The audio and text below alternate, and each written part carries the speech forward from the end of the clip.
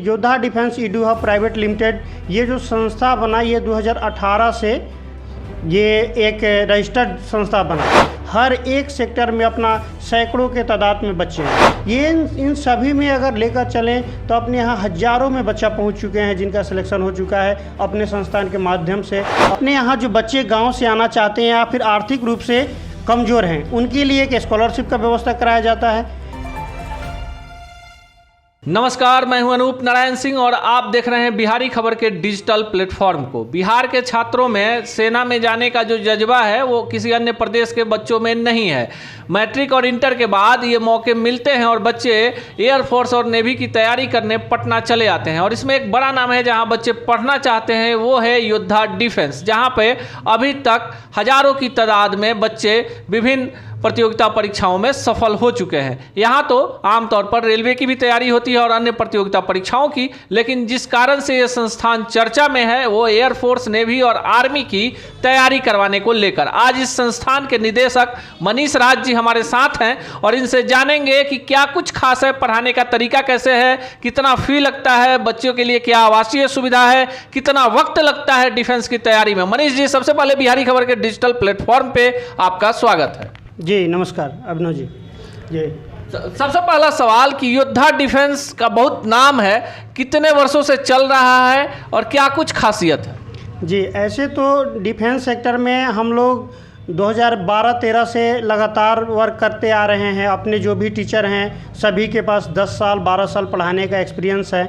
लेकिन जो योद्धा defence Edu hub private limited ये जो संस्था बना ये 2018 से ये एक रजिस्टर्ड संस्था बना, जो 19 से पूरे ढंग से प्रॉपर वे में जो सिस्टम है सरकार का उसको फॉलो करते हुए काम कर रही है। उससे पहले जितने भी अपने यहाँ के शिक्षक हैं सभी रेगुलर बच्चों को पढ़ाते आए हैं और अपने यहाँ से जो भी शिक्षक के माध्यम से बच्चा निकला है, आप डिफेंस के हर एक सेक्टर में देखेंगे, हर एक सेक्टर में अपना सैकड़ों के तादाद में बच्चे हैं। चाहे वो एयरफोर्स ग्रुप वाई हो या टेक्निकल हो, नेवी का AA हो, SSR हो, MR हो, कोस्ट गार्ड हो या फिर NDA हो। NDA के अलावा जो आर्मी होता है जिसमें BSF, CRPF, SSB, ITBP ये सारे होते हैं। ये इन सभी में अगर लेकर चलें तो अपने यहाँ हज़ारों में बच्चा पहुँच चुके हैं जिनका सिलेक्शन हो चुका है अपने संस्थान के माध्यम से, अपने टीचरों के माध्यम से। सवाल ये है कि आपका संस्थान काफ़ी बेहतर काम कर रहा है, लेकिन हम इस वीडियो के माध्यम से, बिहारी खबर के माध्यम से खासकर बिहार और यूपी और झारखंड के छात्रों को बताना चाहेंगे कि तैयारी कैसे कर सकते हैं, मैट्रिक के बाद क्या स्कोप है, इंटर के बाद क्या स्कोप है, कितना वक्त लगता है, पढ़ाई के साथ साथ फिजिकल की तैयारी कैसे करें, पूरा थोड़ा विस्तार से बताएं। जी, यहाँ पे बच्चा का जिसका माइंड सेटअप है कि वो डिफेंस सेक्टर में जाना चाहता है तो मैट्रिक के बाद जो जनरली ISC करने जाता है बच्चा, 11th-12 जनरली टीचर या दूसरे इंस्टीट्यूट में करने जाता है, तो वहाँ से क्या होता है वो सभी टीचर लोग IIT, JEE और मेडिकल को टारगेट करके पढ़ाते हैं, जो कि डिफेंस सेक्टर में उतना पढ़ने का ज़रूरत नहीं होता है। हम लोग जो मैट्रिक करके बच्चा आ जाता है उसको 11th-12 के साथ में ऐसे सिलेबस डिज़ाइन किए हुए हैं जो टू दी पॉइंट जो डिफेंस में पूछता है सिर्फ उतना ही पढ़ाते हैं जितना से वो 12 में 80-85% मार्क्स ला ले और डिफेंस का कंप्लीट तैयारी कर ले।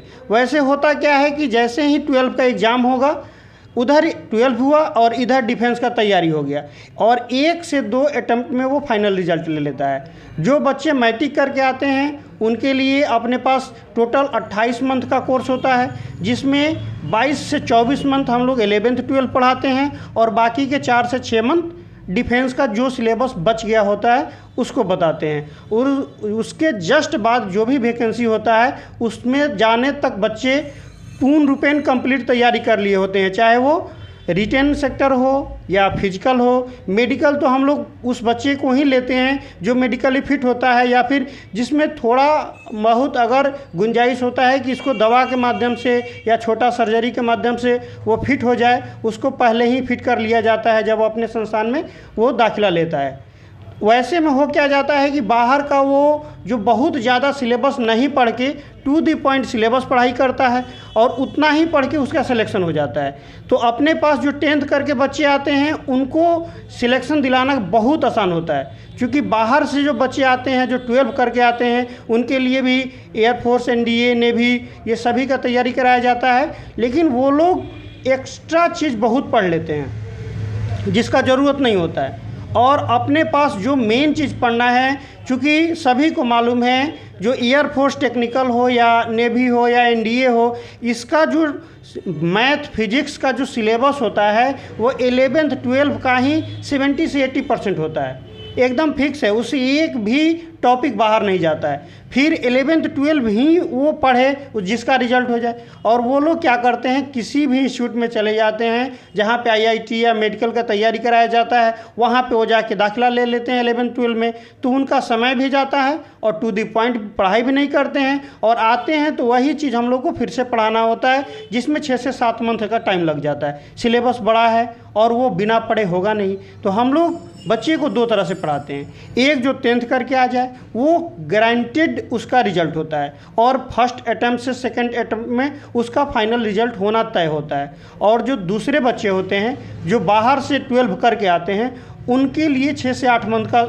कोर्स होता है जो फाउंडेशन होता है, उसमें भी एकदम शून्य से हम लोग स्टार्ट करते हैं, उसको शिखर पर ले जाकर छोड़ते हैं, यानी कि उसको रिजल्ट तक पहुंचाते हैं। उसमें क्या हो जाता है कि बच्चों को बहुत सारे चीज़ को माइंड से हटाना पड़ता है, फिर से उसको पढ़ाना पड़ता है। इसमें थोड़ा अपना टीचर का संघर्ष बढ़ जाता है, और जो 10th करके आते हैं उनके लिए ज़्यादा आसान हो जाता है। अपने पास तीनों सेक्टर है, वो फिजिकल भी है, मेडिकल भी है, और रिटेन के लिए तो फिजिकल काफ़ी अहमियत भरा होता है डिफेंस सेक्टर के लिए। बच्चे पढ़ने में अगर ठीक भी हैं तो उन्हें दौड़ निकालना होता है, फिजिकली फिट होना रहता है। वैसे बच्चों को क्या मैसेज देना चाहिए? बिना फिजिकल के कोई भी डिफेंस सेक्टर में जाना संभव नहीं है। हम लोग फिजिकल के लिए सारे सुविधा, सारे व्यवस्था रखे हैं। उसमें अपना बच्चा जो आता है जो एकदम माइंड सेटअप है कि उसको डिफेंस जाना है, वो अपने यहाँ हॉस्टल है उसमें रहेगा। अपना ट्रेनर होते हैं जो सुबह 4:30 बजे, 4:45 बजे उसको जगाते हैं, और अपने साथ ले जाकर, चाहे वो मैनुलक स्टेडियम वाले हों या गांधी मैदान वाले हों, सारे अपने साथ ले जाकर बच्चे को डेली 2 घंटा सुबह में वो उसको प्रैक्टिस कराते हैं। वो उसमें दौड़ना सीखता है, वज़न घटाता है, वज़न मेंटेन रखता है, पुशअप करता है, बिम खींचता है, हर एक चीज़ उसको ट्रेन कराते हैं। इससे होता क्या है कि मेडिकली भी जब वो फिजिकल फिट रहता है तो मेडिकली भी वो फिट हो जाता है। तो डिफेंस सेक्टर में जितना रिटेन का आवश्यकता है उतना ही फिजिकल का आवश्यकता है, और हम लोग दोनों का एक साथ लेकर कंप्लीट तैयारी। आपके संस्थान का कहाँ कहाँ ब्रांच है? हॉस्टल में बच्चे जो आना चाहते हैं उनके लिए कितना फ़ी है? जो ऑफलाइन क्लास में आना चाहते हैं उनके लिए पूरे 28 महीने का पैकेज क्या है? थोड़ा विस्तार से बताएं। अपना ब्रांच मेन रूप से 3 जगह है। जो मेन ब्रांच है ये भिखना पहाड़ी रमना रोड कॉर्नर के पास है। दूसरा मखनिया कुआं पटना 4 में है, मखनिया कुआं PMCH के छोटा वाले गेट से एकदम सामने वाले गली में। और तीसरा ब्रांच रेनबो बिल्डिंग के बगल में बाजार समिति में है। अपना जो हॉस्टल का सुविधा है ये मेन रूप से जो संस्था का हॉस्टल है ये बाजार समिति में ही है, और वहीं पे ट्रेनर रहते हैं जो मेन ट्रेनर हैं, और सुबह में बच्चों को वो मैनुलक स्टेडियम ले जाते हैं ट्रेनिंग कराने के लिए। जो फ़ी का सवाल है, हॉस्टल का चार्ज है वो 4500 रुपया है। जो जेन्युइन बच्चे आते हैं बाहर से उनके लिए एकदम फौजी जो खाना होता है उस खाना के साथ में, और रहने खाने हर तरह का व्यवस्था है।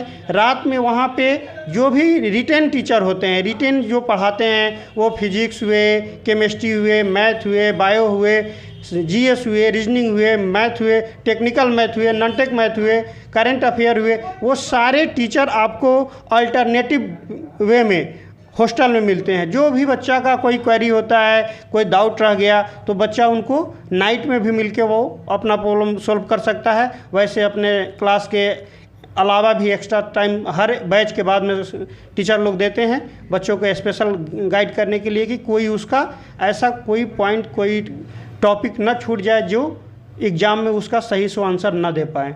तो हॉस्टल में रहने से दो फ़ायदे हो जाते हैं। एक तो जो टीचर होते हैं जो फिजिकल टीचर होते हैं उनके देख रेख में कैसे क्या खाना है, कुछ ज़्यादा तो नहीं खा रहा है, कुछ कम तो नहीं खा रहा है, उसको सही पौष्टिक आहार मिल रहा है कि नहीं मिल रहा है, वो सभी का वहाँ पे एक मार्गदर्शन मिलता है। दूसरा, जो फिजिकल के अलावे रिटेन टीचर होते हैं जो रिटेन का तैयारी कराते हैं, उनका भी सप्ताह में 1 दिन 2 दिन मार्गदर्शन मिलता है। तो तैयारी को पूर्ण करने में इससे बहुत ज़्यादा बेनिफिट हो जाता है। चलिए, ये है मनीष राज जी। इनका योद्धा डिफेंस के नाम से पटना में 3 सेंटर है। मुख्य सेंटर भिखना पहाड़ी के पास है, रमना रोड मोड़ के पास है, योद्धा डिफेंस के नाम पर। और यहाँ बच्चों को आवासीय सुविधा भी है, उन्हें फिजिकली भी फिट किया जाता है, उन्हें कैसे रहना है, क्या खाना है, क्या पढ़ना है, सब्जेक्ट वाइज तैयारी होती है। यही कारण है कि यहाँ से सफलता भी मिलता है। अगले वीडियो में मिलेंगे किसी अन्य शिक्षक से और बताएंगे। इससे पहले मनीष जी एक बात और जोड़ देना चाहते हैं, जैसे अपने यहाँ एक विशेष सुविधा है